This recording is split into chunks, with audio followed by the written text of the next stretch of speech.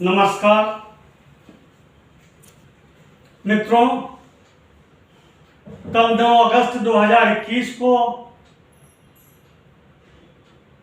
केंद्र की मोदी सरकार ने 127वां संविधान संशोधन पेश किया।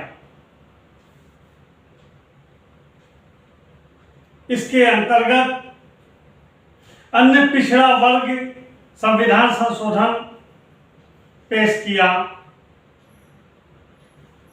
सामाजिक न्याय एवं अधिकारिता मंत्री डॉक्टर वीरेंद्र कुमार द्वारा ये विधेयक पेश किया गया। सारा का सारा मीडिया, सारा का सारा सत्ता पक्ष और विपक्ष सब मिलके इस विधेयक को इस तरीके से बताने में लगे हैं मानो इस विधेयक के पास होते ही अन्य पिछड़ा वर्ग में आने वाले इस देश के प्रत्येक व्यक्ति का कल्याण हो जाएगा।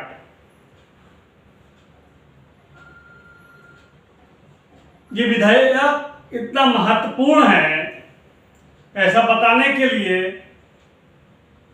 भारतीय जनता पार्टी ने तो अपने सांसदों को व्हिप तक जारी कर दिया।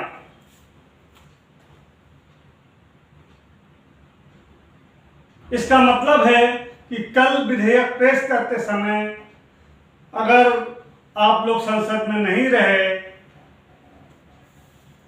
तो हो सकता है कि आपकी सांसदी खतरे में पड़ जाए। इतना महत्वपूर्ण। कांग्रेस ने भी इसका समर्थन किया, 14 अन्य पार्टियों ने भी इसका समर्थन किया। लेकिन क्या आप जानते हैं कि ये तथाकथित ओबीसी विधेयक ओबीसी के लिए कितना बड़ा नुकसानदायक साबित होगा? मीडिया आपको कुछ भी समझाए, आप अपने दिमाग से भी सोचने की कोशिश करें। आज की तारीख में ओबीसी को 27% आरक्षण प्राप्त है। ये विधेयक आरक्षण की सीमा को बिल्कुल नहीं छूता है।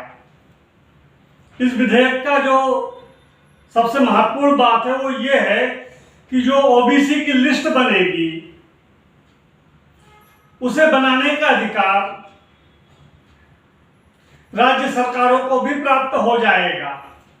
राज्य सरकारें भी अपने राज्य के हिसाब से ओबीसी की लिस्ट बना सकेंगी।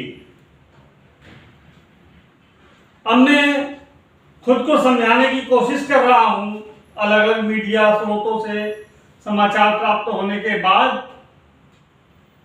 कि राज्य सरकार को ये जो अधिकार प्राप्त हो जाएगा कि आप ओबीसी में किसी भी जाति वाले को शामिल कर सकते हैं, किसी भी जाति को शामिल कर सकते हैं और या किसी भी जाति को निकाल सकते हैं। इससे ओबीसी का कल्याण कैसे होगा? मेरा तो अपना ये मानना है, निजी राय है, पता नहीं आप लोग इसको समझ पाते हैं कि नहीं समझ पाते, कि ये विधेयक ओबीसी के लिए बहुत ही नुकसानदायक है। मैं एक उदाहरण आपको देना चाहूंगा। अभी उत्तर प्रदेश में केंद्र की लिस्ट में लगभग 80 जातियां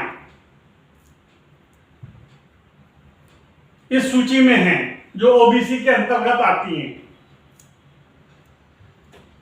अन्य पिछड़ा वर्ग आयोग उत्तर प्रदेश का 40 और जातियों को इसमें शामिल करने वाला है। उसने अपनी लिस्ट बना रखी है। अगर हम माने कि एक जाति का एक ही व्यक्ति होता है और 27% आरक्षण 80 लोगों के बीच में बांटा जाएगा, सबके हिस्से कितना आएगा? लगभग 1/3। ठीक है, यानी कि अगर 3 व्यक्ति हैं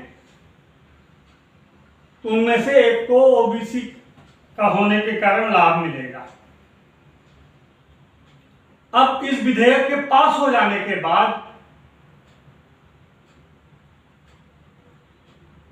40 और लोग आ जाएंगे, 80 धन 40, 120 नहीं, हाँ 120 लोग हो जाएंगे और आरक्षण वही 27% है। पहले जो 27% आरक्षण का लाभ 80 लोगों में बांटा जाता था,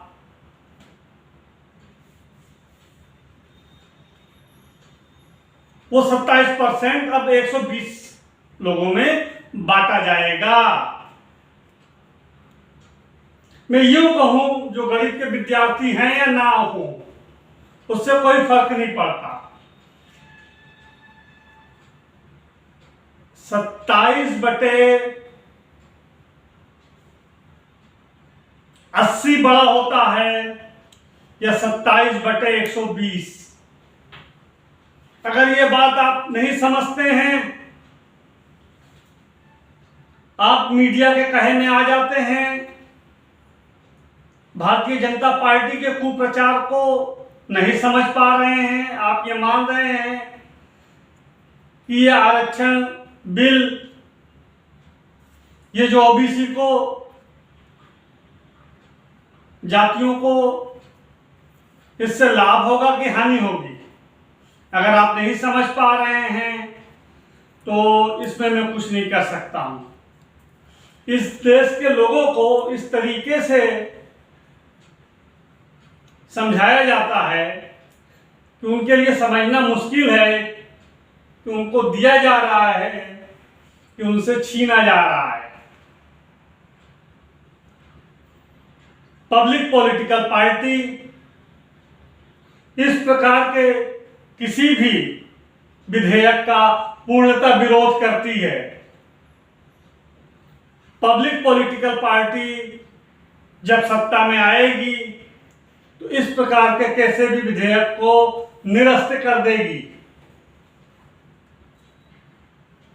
ये ना तो ओबीसी के हक में है और न ही किसी भी प्रकार का साधन या सुविधा बढ़ाने वाला है। ये केवल और केवल राजनीतिक लड़ाई को धार देगा। और अगर आप इस विधेयक को ठीक से समझ जाएंगे तो ये ओबीसी को नुकसान ही देगा। धन्यवाद।